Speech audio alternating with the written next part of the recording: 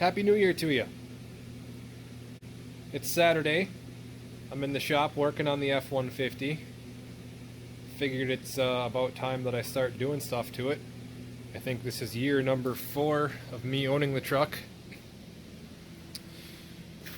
Haven't really done too much with it since I bought it. The condition that you see it in at the beginning of this video is pretty much how it was when I picked it up 4 years ago. 3 years ago? 4 years ago? Something like that now. When I got it, it ran okay. Didn't have power steering at the time. It was set up for power steering, but the lines were junk and the pump was shot. So I had to replace that and figure out how to bleed the system, and I only say that because it's not as simple as everybody makes it out to be. And I go into detail on that later in this video. If that's just what you're looking for, I'll figure out what time it is, and I'll let you know right here, I guess. Anyway, yeah, the bleeding procedure for the power steering on this truck, it only applies to the 78, 79, half tons, and the Broncos, but it's a little bit convoluted, but once you figure it out, it works like a charm. Other than fixing the power steering, I've put headers on it. The only reason I did that is because it came with a set of what I believe are Flowmaster headers. Yeah, when I bought it, it had the 2-inch body lift on it, and I think it's a 4-inch suspension lift, made by Superlift, I think. The only reason I think that is because there's a Superlift sticker on it, but I'm pretty sure that's what it is. But the steering's a little bit sloppy on it. I want to replace the steering shaft, get the old rag joint out of there, and put in a Borgeson with the double U-joints on both ends. And then I'll probably end up replacing the steering box itself as well. And I'm sure, I mean, there's going to be a bunch of stuff that comes up along the way that I'm going to do while I'm in there. Like I said, I haven't really used the truck for much over the past 4 years. Hauled some wood with it, hauled some deer with it, pulled the four-wheeler around. And other than that, kind of just drove it around. And that's sort of what it's for, what it's going to be for. Just something fun to drive around and make some noise with. For a while, the 150 was the only truck that I had. And I did use it as a truck. I probably still will use it as a truck in the future. Mostly, I would think, just for hauling wood and probably the occasional whitetail. But that's why I picked this rig up. This is going to be the new beater. Yeah, anyhow, when it's all done, I'm still going to use it as a truck. And that's what this winter's kind of all about, is just getting it kind of whipped into shape so it's a little bit easier to drive around. Get the slop out of the steering. Maybe put some sound deadening material on the inside, get some carpet laid down in there. You're not going to be able to see it too well, but I'll give you a little bit of a shot of what I've done to the interior. And I did this last year, 2 years ago maybe. I think I have some pictures of the process on my phone yet, but I went through and just sanded down the cab floor and primed, painted it, and then actually put bed liner down. But I want to put probably some Dynamat or a similar product in here just to quiet it down a little bit, and then get some carpet down. And I want to look into getting a different seat too. I'd like to stick with a bench, but I actually thought about taking the buckets out of my Grand Cherokee and fitting them in here. I don't know if that would work out too well or not, but it's possible. Anyway, that'll be coming up in the future.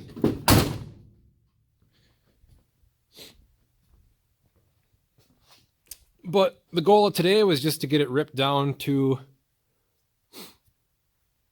I guess, where I could get at things a little bit easier, because I've got a lot to do in this region.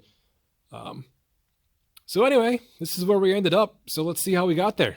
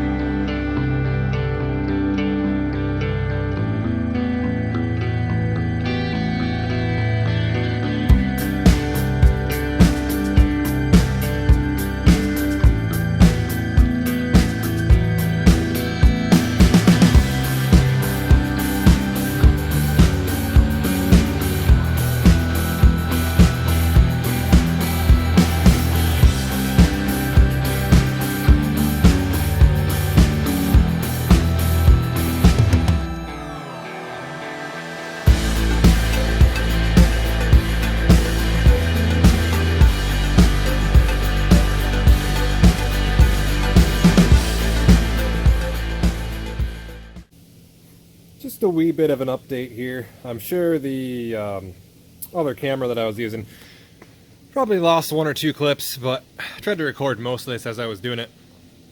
Down to the headlights, core support, and the, I guess, inner and outer fenders that I want to take off yet here. Then I'll easily be able to get at everything that I want to. This really didn't take all that long to do. Hardest part was getting the grill shell off because that's really bolted in there. There's just quite a few different fasteners to take off. Hardest parts to get, or hardest ones to get out of the 3 on each end that are bolted through the fender. Got to take the fender liners out and then stick a big extension back there. And I was working in the dark, kind of hard to see, but other than that, not too bad. I'm going to take a couple minutes and just to get all of my hardware sorted out, put that into bags, put it where it all needs to go for however many months I'm going to have this apart. Hopefully not that long, but and then we'll keep going. I'll set the other camera back up and hopefully get some more halfway decent footage.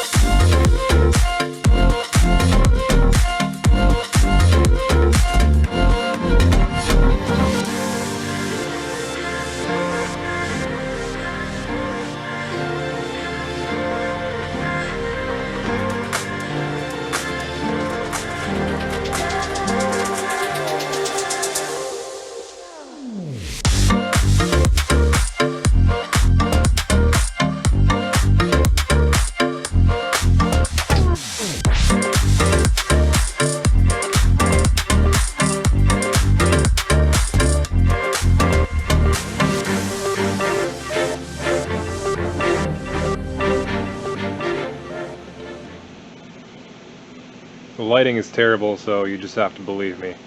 That fender is off. And I got to pull a couple more bolts to get the inner fender off, and then I'll have access to, well, easy access anyway to everything that I need, or that I want to get at. The fender came off pretty easy. I think there was 3 bolts on the front side here. The line of bolts across the top, bolting it to the inner fender. And then there was one down there by the bottom of the door, and then one right there on this bracket that's kind of hidden that you have to go in between the door and the cab to get at, or you can come in from the backside. However you can get at it, it's not that tough to get to. I've never taken this truck apart like this before. I have done the front clip of my Grand Cherokee when I did the radiator on that, and my god, this thing is so much easier to take apart than even that Grand Cherokee. And the Grand Cherokee is a 99, but Cherokee, you know, I'm breaking plastic clips, and everything just seems like it was just held together with those, you know, those plastic Christmas tree clips. And here, everything is just bolted together, and I absolutely love that. So it's going nice and smooth, pretty easy. I'm going to try and pull all the electronics off the inner fender, along with the windshield wash reservoir there, just to kind of keep things clean and simplified, I guess. And then I should have that inner fender off, and I think I'm probably going to call it there for the morning. At least it's about 11 o'clock now. I've been at this since about 9, which really 2 hours to get this done. I mean, for not having, you know, done it before, I'm pretty happy with that.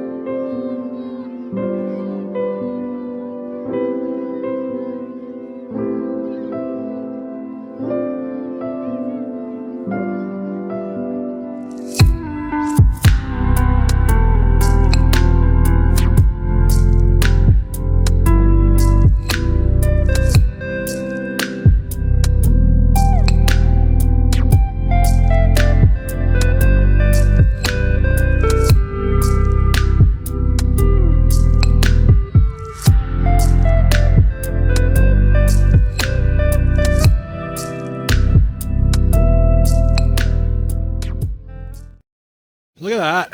Perfect friggin' timing. Just in time for lunch. Now I can get in and get at everything in here nice and easy. I didn't film that last part because it's still like 45 degrees out here and the battery on the other camera died. But it's real simple. The inner fender comes out pretty easy. There's 4 or 5 bolts that bolt into the core support up here. And there was one down here on this little rubber piece that holds it to the firewall, or to the cab, I guess. And I did this kind of the stupid way, as always. The inner fenders would come out a lot easier if the core support wasn't in there, because they kind of, you kind of get into like an Austin Powers situation where like you got no room on either end. And but anyway, easy way to get around that is to just unbolt this support from the cab itself and then pull it all up, which is what I ended up doing, and then I just bolted it back in there. So if you're doing this and taking out the inner fender, don't even dick around taking out these 3 bolts. Just pop these out right away, and then it lifts pretty much straight out. Just pull it back straight towards you. And then for now I just have all the electronics and the wiring harness and everything just kind of slung up over the brake booster there just to get it out of the way. And now I've got plenty of room to work in here, as if there wasn't plenty of room before. Easy to get at the steering shaft and the gearbox and everything else and do what I want to do. I suppose before I end the video I will take the steering shaft out just for the sake of completing it. But while I'm in here, another thing to talk about, and this only applies to the 78 and 79 half-ton trucks and the Broncos. Bleeding the power steering system is a bitch. Everybody's going to tell you that, oh, all you got to do is just jack the front end up off the ground and turn the wheel lock to lock like 8 or 10 times and that'll take care of it, but it doesn't. There's only one way to do this as far as I'm concerned. Only one way has ever worked for me, and I've spent a ton of time trying to figure it out. And essentially what happens is, because the lines come into the bottom of the box, or at least on the low side there, you get a huge air pocket at the top of the box, and it's impossible to get it to come out unless, and this is what I have to do. I don't know if anybody's ever come up with a different way. I've spent a ton of time researching this and trying to figure it out, and again, this is the only way that's ever worked for me. So I guess if you have a different way that works, and again, only applies to the 78 and 79 half-ton trucks and the Broncos, you have to unbolt the box from the frame and orient it in a way, tip it in a way, so that where the lines enter the gearbox is the highest point on the box, which obviously allows the air to make its way up to the lines and bleed itself out. Anything else is just a giant waste of time. And yes, it's a pain in the ass to have to come in here and unbolt the gearbox from the frame and do all this. And I've only ever done it myself. It would obviously be a lot easier with 2 people, but I just used various blocks and rope and ratchet straps and whatever to support the box.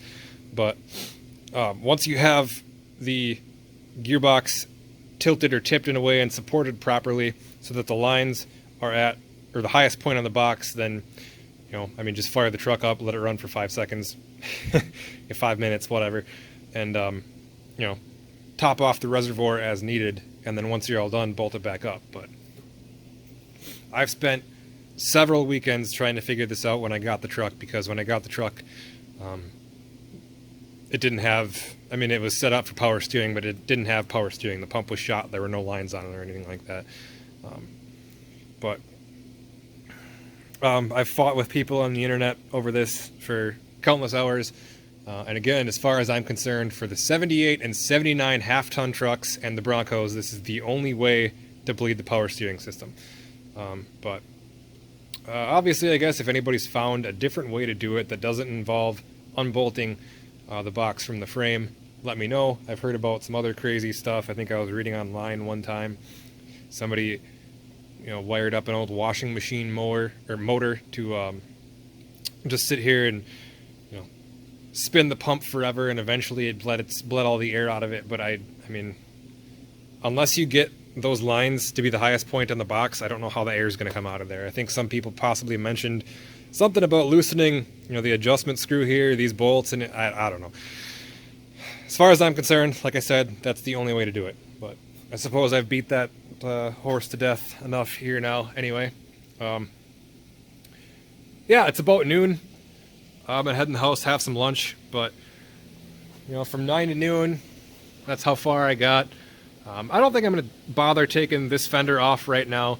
I'm gonna do all that I want to do over here with the steering system and get all that figured out, get all this cleaned up while I'm in here. And I mean, obviously this is going to end up turning into a lot more than what I had initially planned, because once you're in here, it's stupid not to do everything that needs to be done.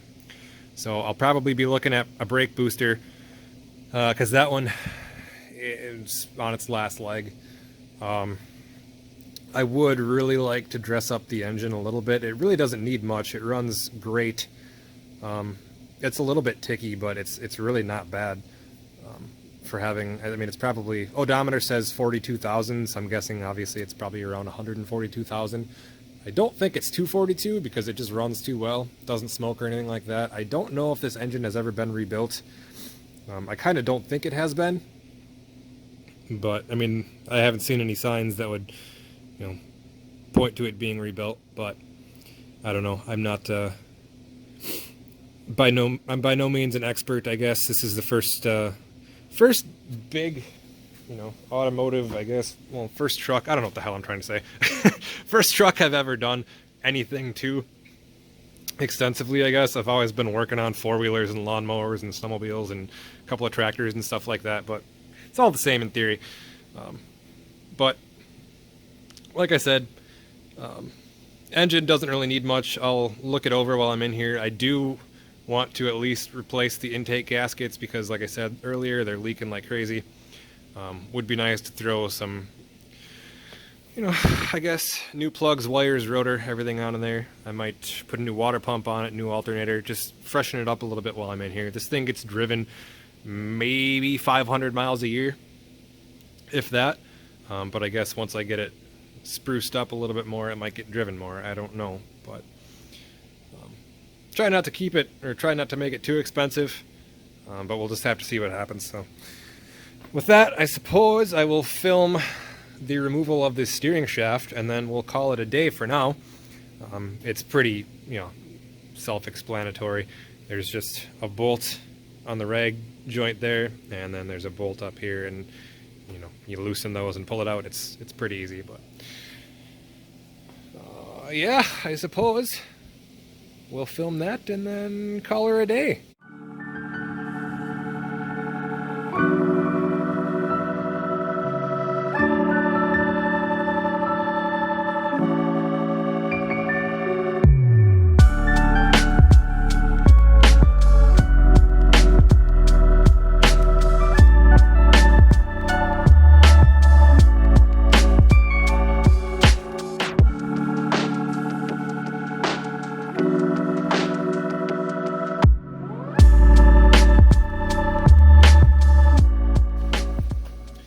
Steering shaft is out. Didn't go 100% as planned, but still came out fairly easy. The collapsible portion of the shaft was seized up, so I had to pull the 3 bolts holding the gearbox to the frame, slide that back off the shaft, and then I was able to slide the shaft off of, I don't know what exactly you would call that, the upper portion or lower portion of the steering column. I know there's some bearings in there that I should probably take a look at too while I have that off. But all the slop, I looked at the steering shaft that I have, and honestly the rag joint's not that bad, but I would still prefer to have U-joints in there over a rag joint. I don't know, I don't trust the old rag joint, so that's still going to get replaced, but the majority of the slop is in the gearbox itself. I'm sure there's probably a little bit of adjustment there, but I don't know. I don't know what we're gonna do with that yet. We might leave it alone, but I think it's gonna end up getting replaced. It's January 2nd right now, and it's going to be probably May before I'm actually able to have this thing out on the road again. I mean, I could take it out on the road. Could have taken it out on the road this morning, but with all the salt and stuff on the Wisconsin roads, I'm not a big fan of doing that. So usually wait until we get a couple of good rainstorms, wash all the garbage off the roads, and then I take this thing out of the garage and run it for the summer and park it for the winter. So got a lot of time to get stuff done. Like I said, not 100% sure what we're going to do yet, but I know I'm going to order that steering shaft and at least get that put in there. Definitely going to get everything cleaned up a little bit better in here. Like I said, when I first got the truck, it was spitting power steering fluid everywhere. So this is all still, even though I've cleaned it out in here multiple times, it's some of the harder to reach areas never got any attention. So definitely going to get new plugs, wires. I'll probably set the timing or check the timing while I'm in here. There's so many things that I could do while I'm in here, and I'm probably going to end up doing a lot of them just because of the simple fact that I'm this far. I might as well, like I said, do as much as I can. So any of you experienced Ford guys,